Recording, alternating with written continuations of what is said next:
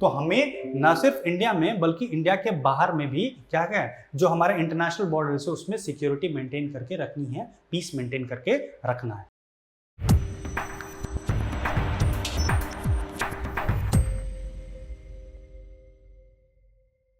Welcome once again, welcome to Plutus Academy. My name is Vicky Singh and again we are going to learn about the GS. Yes, मैं obviously जैसा मैं हमेशा कहता हूँ बहुत सारे सब्जेक्ट्स हैं, लेकिन एक बार फिर से हम लोग पॉलिटी की क्लास में मिल गए। लास्ट लेक्चर अगर आपने देखा होगा तो उसमें हमने इंपॉर्टेंट आर्टिकल्स कवर करा था और उसमें हमने आर्टिकल 1 से आर्टिकल 35 तक कवर करा था।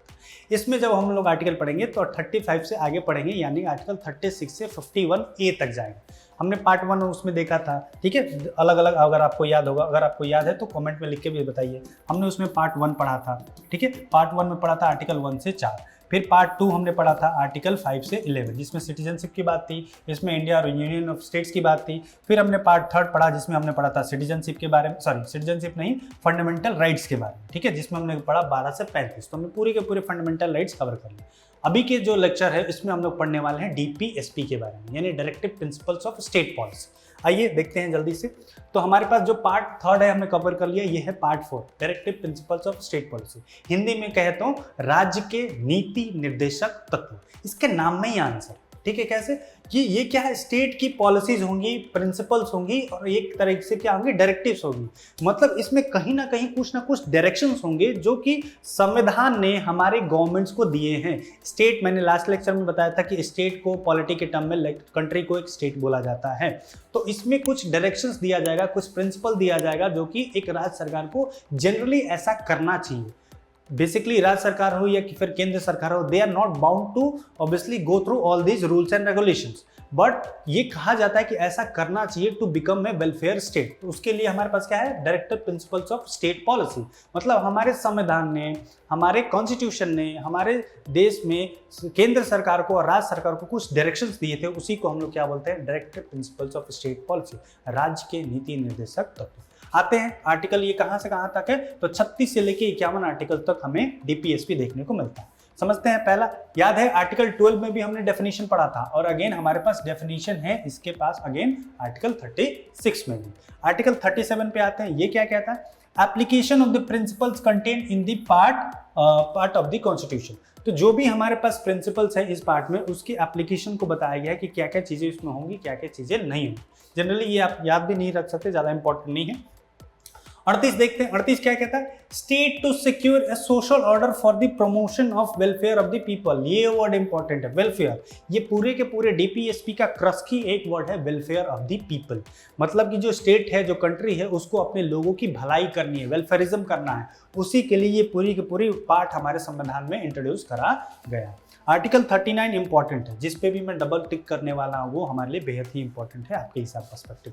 39 क्या कह रहा है, certain principle of policy to be followed by the state. तो कुछ प्रिंसिपल होंगे जो हमारे स्टेट क्या करेगा, उसको फॉलो करेगा। उनमें से जो पहला प्रिंसिपल मोस्ट इंपॉर्टेंट है वो है आर्टिकल 39A। इसमें क्या कह रहा है, equal justice and free legal aid. मतलब सबको इक्वल जस्टिस मिलेगा, और अगर कोई ऐसा व्यक्ति है जो कि ऑब्वियसली अपना वकील भी हायर नहीं कर पा रहा है अपने कोर्ट में अपने आप को प्रेजेंट करने के लिए, अपने को डिफेंड करने के लिए, तो ये सरकार के ऊपर जिम्मेदारी है कि उसको फ्री लीगल एड दे, अपने हिस्से से, अपने पैसे से उसको एक वकील हायर करके भी देगी हमारी केंद्र या राज्य सरकार। ये बात किसमें मेंशन है, आर्टिकल 39A में मेंशन है, ध्यान रखना। 40 पे पढ़ते हैं important article, organisation of village panchayat, यानी कि ग्राम पंचायतों का क्या होगा, ऑर्गेनाइजेशन करने की बात करी गई है आर्टिकल 40 में। आपने सुना होगा पंचायती राज इंस्टीट्यूशन, जिसमें कि गांव पे होता है पंचायत होते हैं, फिर गांव से थोड़ा सा ऊपर जाते हैं ब्लॉक लेवल पे तो हमें पंचायत समिति देखने को मिलता है, ब्लॉक से ऊपर जिला में जाते हैं तो हमें जिला परिषद देखने को मिलता है। तो यही बात इसमें लिखी गई है आर्टिकल 40 में कि हमारे सरकारों को पंचायत का ऑर्गेनाइजेशन करना चाहिए। आर्टिकल 40 से 41 में आते हैं तो इस पे लिखी गई right to work, to education and to public assistance in the certain cases. मतलब कि ये स्टेट्स के पास जिम्मेदारी है। अगेन एक बार समझ लीजिए कि जब भी मैं स्टेट्स बोलूं, you have to understand it like I am saying about the country, ठीक है। तो आर्टिकल 41 कहता है कि स्टेट्स की जिम्मेदारी बनती है कि वो अपने नागरिकों को क्या करे, राइट टू वर्क दे, यानी कि काम करने का अधिकार दे, ठीक है, ऑब्वियसली एम्प्लॉयमेंट दे, उनको एडुकेशन दे, उनको पब्लिक असिस्टेंस जहां जहां भी उनको मदद करने की जरूरत हो, जिस जिस डिपार्टमेंट में जरूरत हो, उनको वो मदद प्रदान करे। 42 आर्टिकल में क्या कहता है, provision of just and human conditions of work and maternity leave. ये अगर हालांकि दोनों के लिए है, लेकिन थोड़ा सा लीनियंस कहता है कि किसका तरफ इसका झुकाव है, तो फीमेल पॉपुलेशन की तरफ ज्यादा झुकाव है, यानी महिलाओं की तरफ ज्यादा झुकाव। क्यों? क्योंकि कह रहा है कि just and human conditions of work होना चाहिए। जहां पे भी महिलाएं जनरली काम करती हैं उनका वर्किंग एनवायरनमेंट कैसा होना चाहिए? सेफ होना चाहिए, सिक्योर होना चाहिए, पीसफुल होना चाहिए। Safe, secure and peaceful. और आज अभी जो हमारे को देखने को मिला है ऑब्वियसली वेस्ट बंगाल में, वो कहीं से भी एक फ्री, पीसफुल और हमारे को जस्ट एंड ह्यूमन कंडीशंस नहीं शो कर रहा है, क्योंकि वहाँ पे एक ट्रेनी ऑब्वियसली डॉक्टर के साथ क्या क्या हुआ पूरे देश को पता है। ठीक है, चलिए उसमें नहीं जाते हम लोग। और यहाँ पे मैटरनिटी रिलीफ के बारे में बात की है कि आपने सुना होगा कि मैटरनिटी लीव दी जाएगी। इन सारी चीजों के लिए भी यहाँ पे ये बात रखी गई। ठीक है, इसके बाद 42 के बाद 43 में आते हैं। तो 43 में क्या कह रहे हैं? लिविंग वेजेस, ठीक है, फॉर दी वर्कर्स, मतलब कि श्रमिकों के लिए जीवन की न्यूनतम मजदूरी। मतलब आपने सुना होगा जैसे एमएसपी दिया जाता है फसल्स पे, ठीक है, अलग अलग क्रॉप्स पे दिया जाता है, वैसे ही न्यूनतम मजदूरी की भी बात आर्टिकल 43 में करी गई है। इसके अलावा 43A इंपॉर्टेंट, 43A में क्या कहता है? Participation of workers in matters management of industries, मतलब कि उद्योगों के प्रबंधन में श्रमिकों की भागीदारी के लिए भी बात आर्टिकल 43A में करी गई। जहां पे आप ABC देख रहे हैं वो कहीं ना कहीं संविधान में लेटर में क्या हुए हैं, संशोधन हुए हैं, तभी उनको इंक्लूड करा गया। 44 बहुत ज्यादा डिबेट में रहता है, ठीक है, और इसको क्या बोलते हैं हम लोग? Uniform civil code. क्या कह रहा है? Uniform civil code for the citizen, यानी कि समान नागरिक संहिता। आप हमारे हिंदुइज्म में और मुस्लिम में, सिखिज्म में, जैनिज्म में अलग अलग रूल्स एंड रेगुलेशंस बने हुए हैं। ठीक है, उन रूल्स एंड रेगुलेशंस को इक्वलाइज करने के लिए, सिमिलर करने के लिए हमारे संविधान में यूसीसी की बात करी गई, यानी कि यूनिफॉर्म सिविल कोड। ठीक है, ये आर्टिकल 44 में मेंशन है। अगेन 45 की बात करें तो provision of early childhood care and education to the children below the age of 6 year. मतलब यहाँ पे सरकार की भी जिम्मेदारी है कि 6 साल के बच्चे जो नीचे हैं उनकी अर्ली चाइल्डहुड केयर की व्यवस्था करे, और उनकी एजुकेशन की भी बात करी गई है आर्टिकल 45 में। 46 की बात करें तो इसमें कह रहा है कि promotion of educational and economic interest of schedule caste, schedule tribes and other weaker sections of the society. मतलब कि एसटीज एंड ओबीसीज की क्या, उनकी एजुकेशन की, उनकी इकोनॉमिक इंटरेस्ट की बात करी गई है आर्टिकल 46 ऑफ द कॉन्स्टिट्यूशन। ठीक है, 47 अगेन क्या कह रहा है हमारे पास? Duty of the state to raise the level of nutrition and the standard of living and improve the public health। मतलब सरकार की जिम्मेदारी है कि उनके जो सिटीजन्स हैं उनकी क्या करे, उनको न्यूट्रिशन के उनके लेवल को इंक्रीज करे, मतलब कि अच्छा बैलेंस फूड खिलाने में फसल ऐसी हो कि लोग यहाँ पे अच्छे से खाना खा पाए, उनकी बैलेंस न्यूट्रिशन बनी रहे। इसके अलावा स्टैंडर्ड ऑफ लिविंग भी इंप्रूव करी जाए through various means and techniques. The government is responsible to obviously improve the standard of living of the country। and इसके अलावा पब्लिक हेल्थ में भी जिम्मेदारी सरकार की बनती है। इसलिए आपने देखा होगा सरकार आए दिन कहीं ना कहीं कुछ ना कुछ हॉस्पिटल्स वगैरह खोलते रहते हैं। 48 में हम लोग organisation of agriculture and animal husbandry, यानी कृषि और पशुपालन का संगठन होना चाहिए। ये बात हमारे आर्टिकल के 48 में मेंशन है। 48A again important, protection and improvement of environment and safeguarding of forest and wild life. क्योंकि अभी क्लाइमेट चेंज चल रहा है तो इसके लिए भी सरकार, देखो कितना दूरदृष्टि वाले हमारे क्या थे, हमारे जो भी संविधान निर्माता थे वो बहुत दूरदृष्टि वाले। ठीक है, अभी से सोच लिया, तभी सोच लिया तो ऑब्वियसली क्लाइमेट चेंज कभी ना कभी तो आना है ही, तो उसके लिए भी हमारे आर्टिकल 48 हमारे को इंक्लूड करा गया कि सरकार की जिम्मेदारी है कि सरकार न सिर्फ प्रोटेक्ट करेगी बल्कि उसको इंप्रूव करेगी, किसको, इन्वायरमेंट को, और साथ साथ सेफ गार्ड करेगी, उसको बचा कर रखेगी, किसको, फॉरेस्ट को और वाइल्ड लाइफ। ठीक है, आर्टिकल 48A। 49 क्या कहता है? Protection of monuments and places of objects of national importance. मतलब जो भी नेशनल इंपॉर्टेंस के स्मारक हैं, जो भी हमारे पास महल है, जैसे ताजमहल है, इंडिया गेट है, लाल किला है, रेड फोर्ट है, ये सारी चीजों को प्रोटेक्ट करने की भी जिम्मेदारी हमारे पास सरकार को दी गई है अकॉर्डिंग टू आर्टिकल 49। अभी 2 आर्टिकल रह गए हैं, एक है 50 और एक है 51। समझते हैं 50 आर्टिकल क्या कह रहा है? Separation of judiciary from the executive. अभी आपने पढ़ा होगा कि डेमोक्रेसी के जनरली 3 पिलर्स होते हैं, लेजिस्लेचर, जुडिशरी और एग्जीक्यूटिव। लेजिस्लेचर जो कि कानून बनाता है, जैसे कि हमारे स्टेट्स पे विधानसभाएं होती हैं और नेशनल लेवल पे लोकसभा राज्यसभाएं होती है, पार्लियामेंट बेसिक, वो हो गया लेजिस्लेचर। एग्जीक्यूटिव क्या हो गया? जो हमारे पास काउंसिल ऑफ मिनिस्टर्स है वो हो गए हमारे पास एग्जीक्यूटिव। ठीक है, 2 टाइप का एग्जीक्यूटिव होता है, पॉलिटिकल और वो हमारे अभी के लिए डिबेट नहीं है। तीसरा हो गया हमारे पास जुडिशरी यानी कि कोर्ट्स, और एक चौथा पिलर भी हमारे डेमोक्रेसी को होता है जिसको हम लोग मीडिया के नाम से जानते हैं। ठीक है, चलिए, तो ये हमारे पास कह रहा है कि जुडिशरी में और एग्जीक्यूटिव में क्या होना चाहिए, डिफरेंस होना चाहिए, सेपरेशन होना चाहिए।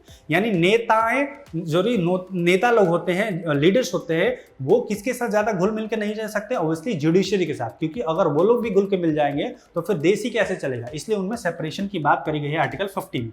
51 बहुत ज्यादा इंपॉर्टेंट है, promotion of international peace and security. तो हमें न सिर्फ इंडिया में बल्कि इंडिया के बाहर में भी क्या क्या है, जो हमारे इंटरनेशनल बॉर्डर्स है उसमें सिक्योरिटी मेंटेन करके रखनी है, पीस मेंटेन करके रखना है। तो ये था इन शॉर्ट हमारे पास आर्टिकल 36 से 51 तक। ठीक है, एक और आर्टिकल है 51 के बाद जिसमें हमें पढ़ना पड़ता है फंडामेंटल ड्यूटीज के बारे में। जैसे हमने पढ़ा था आर्टिकल 12 से 35 में फंडामेंटल राइट्स के बारे में, कि वो कुछ राइट्स है जो हमारे संविधान ने हमें एज सिटीजन दिए। ठीक है, लेकिन 51 ए क्या कहता है कि हमें एज सिटीजन अपने देश को कुछ चीजें देनी चाहिए। उसी को हमने क्या बोला, फंडामेंटल ड्यूटीज, यानी कि मौलिक कर्तव्य। जो फंडामेंटल राइट्स था वो हमें मिल रहे हैं और those are bound by the courts. ठीक है, डीपीएसपी भी कोर्ट से बाउंड नहीं है और फंडामेंटल ड्यूटीज भी कोर्ट से बाउंड नहीं है। ठीक है, तो इन शॉर्ट में एक बार देख लेते हैं क्या होता है fundamental duties, part 4 of the constitution. Obviously 51 ए में है फंडामेंटल ड्यूटीज। आप कमेंट में लिख के जरूर बताइए कि फंडामेंटल ड्यूटीज हमने किस देश के संविधान से लिया है और कौन सी कमेटी के सिफारिश पे इसको हमारे संविधान में इंक्लूड करा गया। ठीक है, इसमें पहला कह रहा है to abide by the constitution, respect the ideas of institution and national flag. Similarly in short जो भी हमारे देश की इंपॉर्टेंट चीजें हैं, जैसे कि नेशनल फ्लैग है, नेशनल एंथम है, उसको हमें सम्मान देने की जरूरत है। ऐसा अगर नहीं करेंगे तो कोई आप पे केस नहीं करने जा रहा, लेकिन जनरली ऐसा माना जाता है कि आपको ऐसा करना चाहिए, इसलिए तो इसको बोल रहा है फंडामेंटल ड्यूटीज, मौलिक कर्तव्य। दूसरा क्या कह रहा है, to cherish the following ideas noble which inspired the national struggle. तो जो भी हमारे जो फ्रीडम फाइटर्स थे उनकी आइडियाज को हमें क्या करना है, फैलाना है, उसको बारे में पढ़ना है, उनके बारे में जागरूकता फैलानी है। तीसरा कह रहा है क्या, to protect and uphold the sovereignty, integrity and unity of India. मतलब भारत की आपको सॉवरेनिटी, एक बहुत बड़ा टर्म है, कभी पढ़ेंगे इसके बारे में। सॉवरेनिटी को प्रोटेक्ट करना है, यूनिटी को प्रोटेक्ट करना है और इंटीग्रिटी ऑफ इंडिया को बना के रखना है। ठीक है, डी में क्या करें, to defend the country and render national service when called upon to do so. जब भारत सरकार आपको नेशनल ड्यूटी के लिए बुलाती है, भगवान ना करे वो टर्म है, ठीक है, ऐसे तो नेशनल ड्यूटी में बहुत सारी चीजें आ सकती है, लेकिन जनरली हम समझते हैं कि जब आपको बॉर्डर पर भी लड़ने की जरूरत पड़े तो आपको क्या करना चाहिए, वॉलंटियर करना चाहिए। बाकी नेशनल ड्यूटी में बहुत सारी चीजें आती हैं। ठीक है, आप लोकसभा राज्यसभा भी सर्व कर रहे हैं तो नेशनल ड्यूटी ही कर रहे हैं भाई, आप कोई भी काम कर रहे हैं तो नेशनल ड्यूटी ही कर रहे हैं। ई में कह रहे हैं promote harmony and spirit of common brother. आपको भाईचारा बना के रखना है, वुमेन के प्रति रिस्पेक्ट से रखनी है, वुमेन की डिग्निटी को बरकरार रखना है। इसके अलावा प्रिजर्व करना है अपने रिच कल्चर को, अपने रिच हेरिटेज को। ये सारी चीज़ें हमारे को इसमें देखने को मिलता है। इसके अलावा प्रोटेक्ट करना और इम्प्रूव करना है नेचुरल एनवायरनमेंट को, फॉरेस्ट को, लेक्स को, रिवर्स को, वाइल्ड लाइफ को, और कंपैशनेट दिखाना है क्रीचर्स के प्रति। मतलब ना सिर्फ इन्वायरमेंट, मतलब फ्लोरा और फाना दोनों के पीछे हमें सजग रहना है, उसको इम्प्रूव करने की जरूरत है, उनको संरक्षण करने की जरूरत है। इसके अलावा डेवलप करना है scientific temper, humanism and spirit of inquiry and reform. आपको एक साइंटिफिक व्यक्ति की तरह काम करना है, उसकी तरह सोचना है और रीजनेबल अमाउंट में रीजनिंग की तरह काम करते हुए, रीजनेबल व्यक्ति की तरह, रिस्पॉन्सिबल व्यक्ति की तरह काम करके अपने आप को धीरे धीरे अपलिफ्ट करना है। क्योंकि आप अपलिफ्ट होंगे, आपकी फैमिली अपलिफ्ट होगी, आपकी फैमिली अपलिफ्ट होगी, आपकी सोसाइटी अपलिफ्ट होगी, आपकी सोसाइटी अपलिफ्ट होगी, आपके स्टेट अपलिफ्ट होगा, आपका स्टेट अपलिफ्ट होगा तो आपकी कंट्री भी अपलिफ्ट होगी। ठीक है, आई में कह रहे हैं to safeguard public property and absorb vices.